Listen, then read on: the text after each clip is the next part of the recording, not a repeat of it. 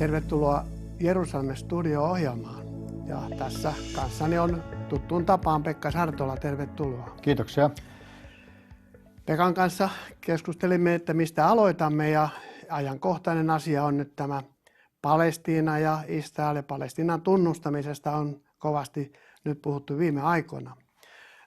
Minkälaisia ajatuksia, Pekka, sinulle on tullut, kun se on näin aktiivisesti tullut tällainen Palestiinan tunnustamisen oikein sellainen niin kuin buumi? No, mieleen nousee väistämättä, että täytyykö meidän nyt aina joka asiassa seurata tätä Ruotsin mallia. Jonkin verran yllättävää oli tuo Ruotsin uuden pääministerin ulostulo ja sen aktiivisuus hänen ensimmäisessä puheenvuorossa taisi olla muistaakseni ihan alkulauseita siellä alkupäässä. Ja me tulemme sitten tunnustamaan Palestiinan valtion, joka on sitten tietysti herättänyt riemua noissa palestiinalaisympyröissä arabimaailmassa, mutta myös huolta niiden keskuudessa, jotka ajattelevat asioita myös mahdollisen rauhan kannalta, sillä tässä on nyt kysymyksessä jotakin sellaista, jossa palestiinalaiset mielellään näkevät, että he eivät tarvitse enää Israelia tullakseen tunnustetuiksi, ja se ei kylläkään johda koskaan mihinkään hyvään asiaan. Niin, jos ajatellaan sitä, että nyt viimeinen tieto, tai Englannissa alahuone päätti murskavoitolla sitä, että Palestiinan valtio tunnustetaan. Kuvastaako se nyt jotain kummallista, niin kuin oikein tässä ilmassa on jotain nyt erityistä? No ihan niin kuin sanoit itsekin, tällainen buumi olisi niin kuin tavallaan tulossa. Ja tämä alahuoneen päätös sellaisenaan, sehän ei sido hallitusta millään tavalla. Sieltä puuttui ylähuone ja siellä oli myös poikkeavia, erittäin asiantuntevia lausuntoja tämän äänestyksen mahdottomuudesta, että se nyt ei kuulu tähän aikaan ollenkaan. Mutta se kuvastaa sitä yleistä ilmapiiriä. Itse asiassa hyvin voimakkaasti myös Jerusalem on tässä liittynyt tähän kuvaan mukaan. Profeetta Sakaria mainitsee tässä Jerusalemin kohtalossa, että aikaan lopulla Jerusalemia piiritettäessä ja että kaikki kansat kokoontuvat sitä vastaan. Ja se, että Jerusalem on usein myös Israelin kansan synonyymi, se on myös omana kaupunkinaan omansa, ja se on, merkitys on näissä neuvotteluissa, se on aivan ylivertainen. No, kun meidän ex-presidenttimme Halonen myöskin kommentoi ja suositteli sitä hallitukselle, että pitäisi palestiinalaisvaltio niin kuin myöntää se status, ja siinä saatesanonnassa antoi ymmärtää, että tavallaan se edistäisi niin kuin tätä kahden valtion ratkaisua. Millä tavalla sellainen voi edistää, että tässä nyt kaikki rupeaa sanomaan, että nyt se tunnustetaan? No, minun mielestä se ei edistä sitä ollenkaan, sillä nythän tavallaan Abbas pääsee siitä kuin koira veräjästä siitä, mitkä ovat oleellisia kysymyksiä ollut Israelin kannalta tämän kahden valtion mallin tunnustamisesta. Eli Israelin kannaltahan ydinkysymys on se, että Palestiina tunnustaa Israelin juutalaisvaltioksi. Sitten on kysymys rajat, turvallisuus, pakolaiset, Jerusalemin asema. Nyt mitään näistä ei tarvita, kun kaikki kansat ovat tavallaan niin kuin myöntämässä palestiinalaisille valtiostatusta. Rajat, missä sellaiset vedetään, eihän voi olla valtiota ilman rajoja. Nythän se on tällainen tarkkailijavaltion status ja tavallaan niin kuin virtuaalivaltio, jos näin voidaan sanoa. Ja nyt kun sillä yritetään määritellä tällaista statusta, niin musta se ei kyllä vastaa ainakaan niitä ajatuksia, mihin vuosi sitten rauhanneuvottelussa pyrittiin, eli määrittelemään selkeät rajat ja turvallisuuskysymykset, Jerusalemin asema. Nyt vaan tavallaan annetaan niin kuin lahjaksi sitä, että olkaa hyvä, tästä te saatte sen valtion, niin mitä te voitte sen kanssa tehdä? Eli palestiinalaisten ja Abbasin politiikka on ollut se, että se ei pyri hakemaan todella ratkaisua keskenään Israelin kanssa, vaan koittaa saada muuta kautta, ja YK on myöskin sellainen paikka, mitä se koittaa kovasti käyttää hyväksi. No, YKssahan on tämä tunnettu enemmistö, joka 135-140, siis reippaasti tuon 2/3 äänienemmistö, jotka nimenomaan myöntäisivät sen mennen tullen. Antoivat sen jo 2 vuotta sitten tämän tarkkailijavaltiostatuksenkin palestiinalaisille samalla selkeällä enemmistöllä, jossa sitten iso osa vielä pidättäytyi äänestämästä, jotta olisi vielä selkeämpi tuo näkökulma. Mutta miten sitä voisi sitten käyttää hyväksi, koska jos nyt vaikka kuinka ajatellaan tätä asiaa, palestiinalaisvaltio länsirannalla otetaan esimerkkinä, ja Israel pitää huolta, että sen omat rajat kulkevat myöskin Jordanian vastaisella rajalla, niin, ja myöskin sen aseistautuminen, siitä ei saa tulla uutta Gazaa.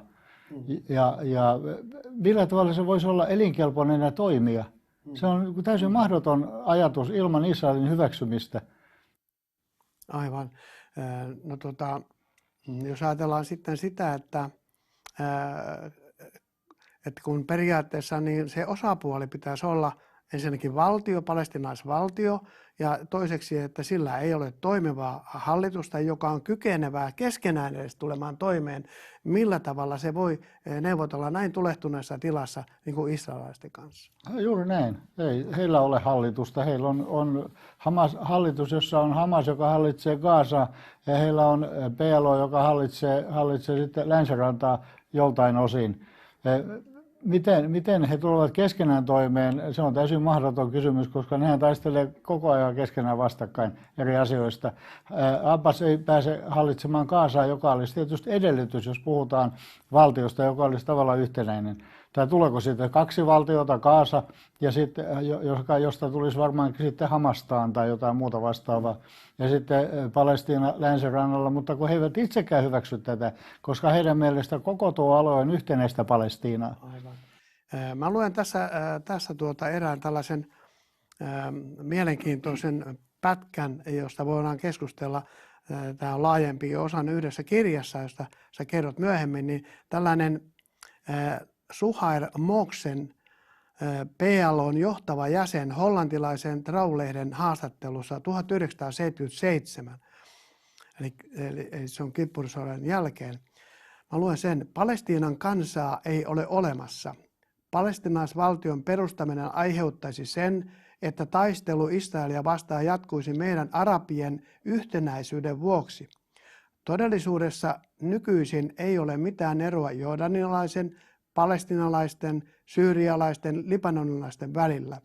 Nykyisin puhutaan Palestiinan kansasta vain poliittisista ja taktisista syistä, koska arabien kansalliset edut vaativat erillisen, lainausmerkissä Palestiinan kansan olemassaoloa vastauksena sionismiin.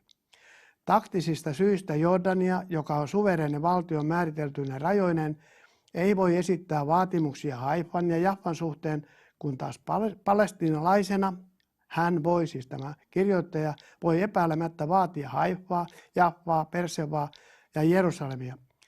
Sillä hetkellä, kun vaadimme oikeutta koko Palestiinaan, tapahtuu saman tien Palestiinan ja Jordanian yhdistyminen. Sä oot tutustunut tähän vähän laajemminkin tämän miehen kirjoitukseen. Mitä sä haluat kommentoida? Joo, tämä Suhair Moksen, niin hän oli silloin 70-luvun alusta alkaen, eli oikeastaan 6 päivän sodan jälkeen hän oli Al-Saigan, eli tämän PLO:n eteläisen armeijakunnan asevoimien komentaja. Hän kuului myös tähän PLO:n ylimpään neuvostoon, joten hänen lausumansa se on tavallaan samaa kuin meidän hallituksestamme joku antaa tällaisen hallituksen tiedoksiannon. Ja on todellakin totta, että he eivät itsekään ole katsoneet itseään niinkään palestiinalaisina, vaan jordanialaisina. Hehän olivat jordanialaisia koko tuon 19 vuoden ajan, kun Jordania valloitti itsenäisyyssodassa Israelilta tai tuolta alueelta valloitti länsirannan, nimesi sen länsirannaksi ja samaten Itä-Jerusalemin. Nämä kansalaiset, palestiinalaiset nykyään, he olivat silloin jordanialaisia ja osallistuvat 6 päivän sotaan Jordanian puolesta hävittääkseen silloisen Israelin ulkopuolella olevan alueen, johon ei siis sisältynyt länsiranta. Ja kun Israel sitten voitti tämän sodan ja ajoi laittoman miehittäen Jordanian pois länsirannalta ja vastaavasti Egyptin pois Gazankaistalta, niin silloin vasta tapahtui se, että Israel yhdisti tämän koko alueen sellaiseksi, jota kansainliitto oli sen tarkoittanut. Ja jos tuonne alueelle nyt joskus muodostetaan palestiinalaisvaltio, niin se voi tapahtua ainoastaan ja vain Israelin ja palestiinalaisten keskinäisen sopimuksen ja tunnustamisen, toistensa tunnustamisen ja rajojen määrittelemisen avulla ja myöskin YK:n tunnustamisen. Se on täysin mahdotonta, että sinne voitaisiin niin kuin tehdä tällaista yksipuolista ratkaisua, jota Abbas nyt esittää. Ja tämä Zuhair Mohsinin lausunto on kyllä täysin paikkansa pitävä siltä osin myöskin, että kun mandaattiaikaa siis vuodesta 17 vuoteen 1948 saakka, jolloin se oli brittien mandaatti, niin ei tuolla alueella asuneet arabit käsitelleet itseään palestiinalaisina, vaan joko syyrialaisina tai jordanialaisina. Ja kuitenkin nyt Suomenkin lehdistö ja media niin puhuu miehittäjävaltiosta koko ajan oliko niin, että tämä Tanskan imaami myöskin lausui Israelista tässä Gazan sodan johdosta, niin kuin, kuka on syntipukki? Ei Tanskan imaami, vaan tämä YK:n pääsihteeri. Niin se oli, YK:n pääsihteeri, tämä Tanskan imaami, hän lausui itse asiassa toissa päivänä, nyt on 14. päivä ja 12. päivä hän lausui seuraavaa, joka siis oli osoitettu Tanskan muslimeille samalla kaikille, jotka seuraavat netistä näitä imamien lausuntoja siis ympäri koko Pohjoismaata ja Eurooppaa. Hän mainitsi näin, että Palestiinaa ei voida jakaa. Nyt hän käyttää siis aluetta, joka käsittää Jordanista Välimeren koko alueen, siis Israelin mukaan lukien. Palestiina ei voida jakaa, se on islamille pyhä maa. Jerusalem on islamille pyhä kaupunki ja tämä maa on islamille pyhä maa, siis sen ilma on islamille pyhä ja sen kansa on islamille pyhä kansaa. Siksi Abbas ei voi jakaa maata, hän kohdisti tämän viestin myös Abbasille. Hän ei voi jakaa kaupunkia ja maata apinoiden ja sikojen jälkeläisten kanssa, jollaisena siis islam pitää juutalaisia. Apinoiden ja sikojen jälkeläisten kanssa. Siis tällaisia törkeyksiä päästetään islamin nimissä, ja tämä on muuten Koraniin sisällytty lausunto, että se on sikäli niin heitä sitova. Siis tällaisia siis sivistyneessä maailmassa annetaan tämmöisiä lausuntoja ulos. Miten voidaan ajatella, että voiko pahemmin enää loukata niin toista osapuolta ja kuitenkin heidän pitäisi ikään kuin veljellisesti todeta, millä tavalla nämä rajat tulee niin, että molemmat voi elää rauhassa? Ei voi. Siis ajatellaan nyt tätä asetelmaa, että tässä on jo monta sukupolvea on kasvatettu ihan äidin maidosta ja pienestä lapsesta saakka oppimaan tällaisia asioita, että mitä juutalaiset ovat, ne ovat miehittäjiä, ne ovat islamin vastustajia, ne ovat apinoiden ja sikojen jälkeläisiä, jotka ovat Allahille kaikkein vastenmielisimpiä. Niin miten tällainen yhtäkkiä tällainen asetelma voisi muuttua vain sillä, että sovitaan, että pistetään nimet paperiin ja lähdetään elämään sitten käsikädessä rauhallista rinnakkaiseloa. Se on täysin mahdoton ajatuksenaan toteutua. No niin, mennään sitten siihen YK-pääsihteeri Moonin lausuntoon. Mitä hän sanokaa tässä? Joo, hän esiintyi jälleen edukseen kyllä tuossa, kun hän mainitsi, että Gazan konflikti on itse asiassa se on Israelin syytä. Siksi, että Israel on miehittänyt Gazaa ja estänyt Gazan niin kuin vapaan elämän. Ja kun Israel luovutti Gazan 2005, ei ollut rajoja. Ei siellä ollut mitään aitaa ympärillä. Siellä oli Israelin armeija ollut ja nämä settlementit olleet jo 19 vuotta, kauemminkin vielä, 30 vuotta. 40 vuotta.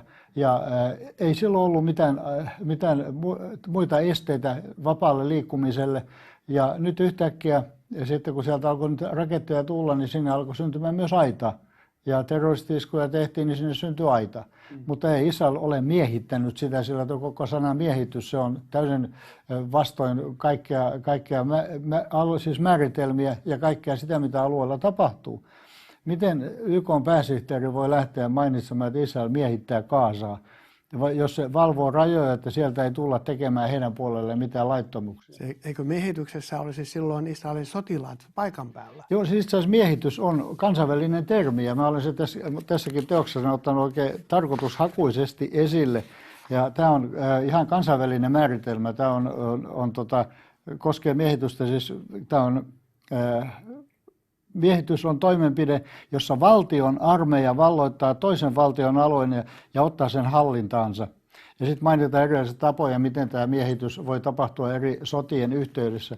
Ja tässä kohtaa, kun käytetään termiä miehitys, niin Israel ei voi olla miehittäjä, koska ei ole olemassa mitään valtiota, jonka alueen se olisi ottanut haltuunsa. Länsiranta oli Jordanian miehittämä, sieltä ajettiin laiton miehittäjä pois. Israel ei siis miehittänyt Jordania, koska Jordanian länsirantaa ei kukaan ollut koskaan tunnustanut.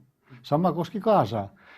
Siis termien käyttäminen on vain sellaista tarkoitushakuisuutta, jossa saadaan Israel niin kuin demonisoitua näiden asioiden puitteissa. No nyt kun sen 50 päivän aikana syntyi sitten Gazassa nyt näitä vahinkoja noin 5,5 miljardin dollarin arvosta, eli noin 100 miljoonaa dollaria per taistelupäivä. Ja tämän hän aloitti siis tavallaan Hamasin johtoporukka, ja kansa ei siinä varmastikaan ole kovin paljon mukana.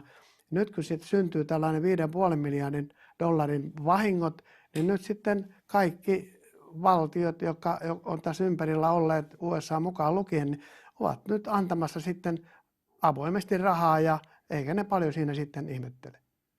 Niin, tietysti toi rahan antaminen sellaisena, että avustusten lupaaminen ei vielä tarkoita, että rahat olisi tilillä, mutta se oli jo symbolinen ele, jossa todettiin, että vahinkoa kärsinyt osapuoli oli nimenomaan juuri palestiinalaiset. Kukaan ei tarjonnut Israelille mitään korvausta näistä raketeista, mitä ammuttiin ja niiden tuhoista.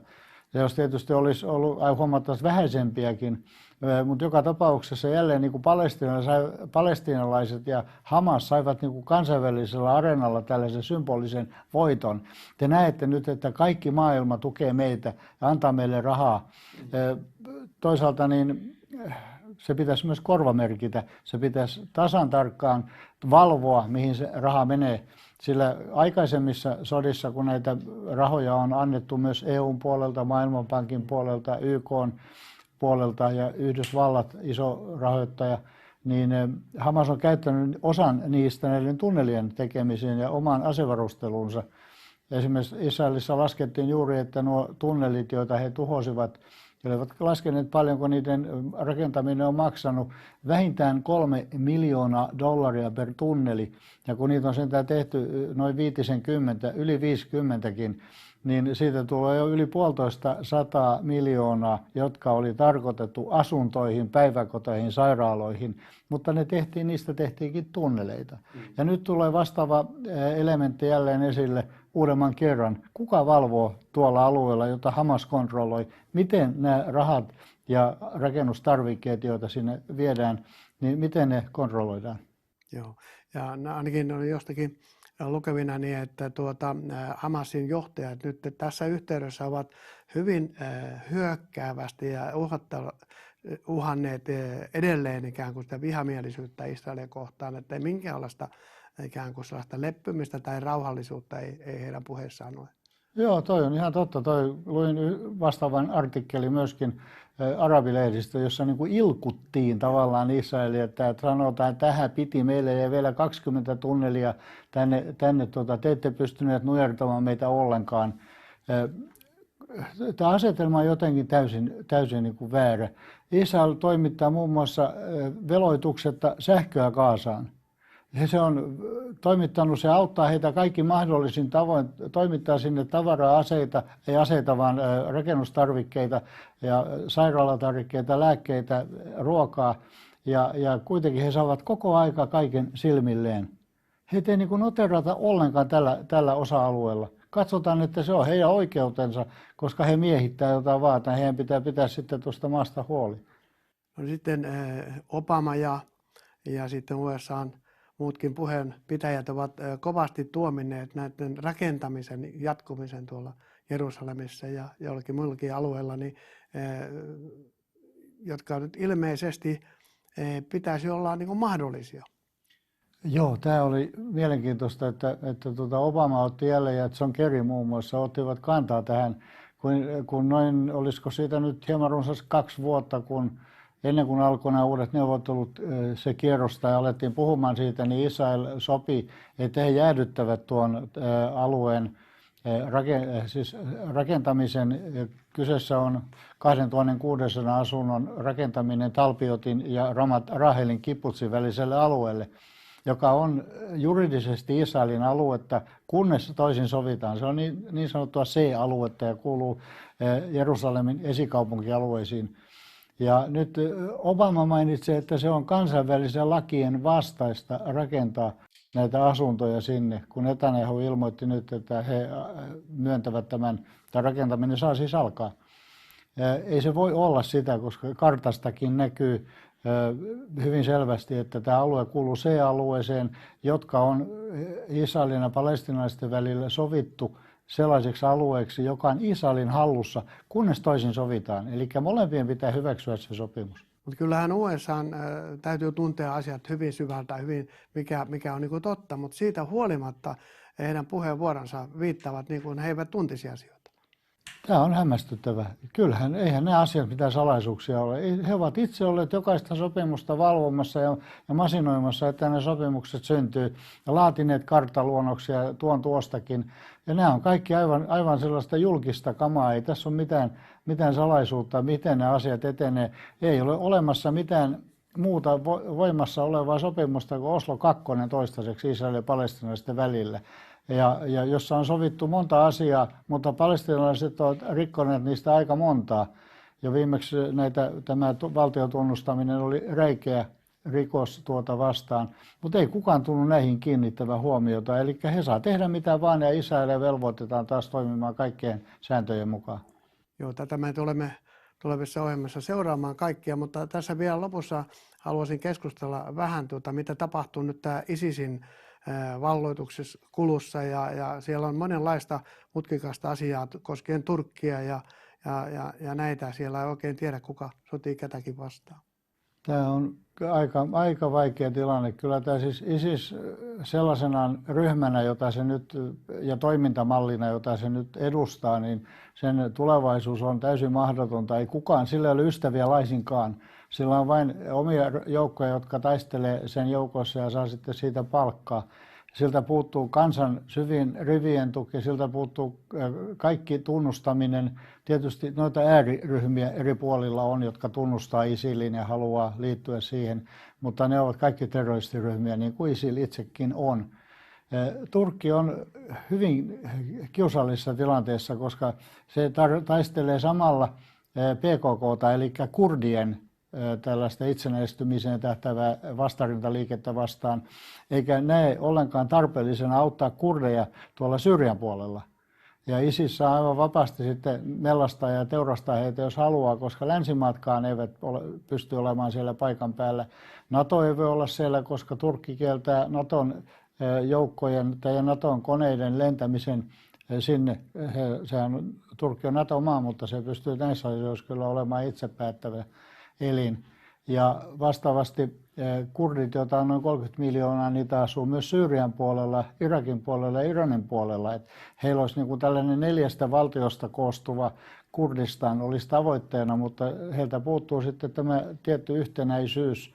Ja Turkki ei suinkaan ole tässä asiassa mitenkään edelläkävijä, vaan pikemminkin antaa ISILin toimia vapaasti. Tuntuu aika vaikealta tilanteelta. Voiko ilman maavoimien ikään kuin lanseerausta sinne, niin voiko mitenkään tämä iso liittoutuma kuitenkaan hallita tätä hommaa? No ei voi, kun se on niin monen maan alueella. Siis Irakin armeija olisi siinä, heillä olisi riittävän kokoinen armeija, kun sitä sitten aseistettaisiin. Myös Venäjä on ilmoittanut, että he suunnittelevat nyt Irakin armeijan aseistamista. Mutta kun pääosa taisteluista käydään Syyrian puolella, ja Syyrian armeija puolestaan, siis hallituksen armeija taistelee näitä kapinallisia vastaan, joita vastaan se on taistellut yli 3 vuotta. Sillä on tavallaan niin kuin 2 rintaman sota käynnissä yhtä aikaa. Ja se heidän armeijansa ei ole riittävän vahva voittaakseen kummatkin. Et tässä nyt tarvittaisiin voimakas ulkopuolinen tekijä, joka yhdistäisi näiden valtioiden Syyrian ja Irakin maavoimat yhteen ja sitten kääntyisi selvästi taistelemaan ensin ISILiä vastaan, ennen kuin sitten taas päästettäisiin Barabas irti ja Syyria jatkaisi taas omien sisäisten ongelmiensa selvittämistä. No USA:n pitäisi johtaa tätä koko hommaa, mutta näyttää siltä, että se on vähän levällään tämä homma ja samanaikaisesti vielä niin kuin havaitaan, että Iran saa rauhassa rakentaa ydinaseita Haluatko tähän loppuun vielä jotain kommentoida tätä? Ja tämä on kyllä hämmästyttävää, miten tuo Iran on onnistunut taas yhden kerran, jos se on itse ollut jollain tavalla tässä vaikuttamassa, vaikka tavallaan hekin taistelevat myös tätä ISILiä vastaan, koska kurdeissa on myös shioja ja Irakin armeijassa on shia-muslimia vissiin enemmistönä. Mutta toisaalta niin he saavat käyttäytyä kyllä aika omavaltaisesti tässä ydinohjelmassaan. Nyt on Euroopan unionin kohdalla se, että nyt on vaihtumassa juuri ulkoasioiden hoitaja vielä. Lady Ashton on siellä mukana, mutta hänen tuleva seuraajansa on myöskin siinä sitten mukana. Tavallaan se päätöksenteko puuttuu ja kaikki on kiinnittänyt huomionsa nyt tuohon ISILiin. Kukaan ei jaksa nyt olla innostunut taas, mitä siellä Iranin puolella tapahtuu. He ilmoittivat yksiselitteisesti, että IAEAlla, siis kansainvälisellä atomienergiajärjestöllä, sillä ei ole mitään asiaa tulla esimerkiksi Barkhaniin, jossa on heidän kaiken todennäköisyyden mukaan kaikkein pisimmälle viedään heidän ydinaseteollisuuttaan. Ja siellähän tapahtui aika erikoinen juttu, melkoinen sabotaasi, valtava räjähdys, joka tuntui 10 kilometrien päässä ja kukaan ei saa mennä ulkopuolelle sinne tutkimaan, mitä siellä todella on tapahtunut. Siis ydinräjähdys ei missään tapauksessa ollut, mutta jotakin siellä testattiin, joka sitten epäonnistui. Ja tässä kohden niin Iran näyttää aina onnistuvan vaan liukenemaan näistä sanktioista ja sitten näistä vaatimuksista, mitä niille on esitetty. Ehkä tämä maailma on niin monimutkainen, että ei sitä kaikkea voi ymmärtää, mutta jotenkin meidänkin ohjelmissa on tullut esille, että tämä Obaman rooli johtajana niin on ollut horjunut aika pahasti tässä Lähi-idässä. Joo, kyllä se on Lähi-idässä. Itse asiassa se alkoi jo sieltä kun hänen piti tehdä Syyrian hallitusta vastaan tuo isku silloin runsas vuosi sitten. Ja hän siitä sitten liukeni häntä koipien välissä, niin silloin arabilehdistö, Saudit etunenässä, niin ne alkoivat oikein siis todella pommittaa häntä raskaasti, jota oli kyllä tapahtunut jo huomattavasti aikaisemminkin. Mutta kyllä hän tuolla Lähi-idän asioiden hoitajana on kyllä epäonnistunut surkeasti. Joo. Näistä asioista voitaisiin jatkaa vielä puoli tuntia lisää, mutta jatkamme sitten seuraavassa ohjelmassa. Ja kiitos Pekka, että olet aina tässä kertomassa, koska siellä on tulva asioita, mitä koko ajan tapahtuu ja yritämme poimia niistä kaikkein tärkeimmät. Kiitos sinulle. Kiitoksia.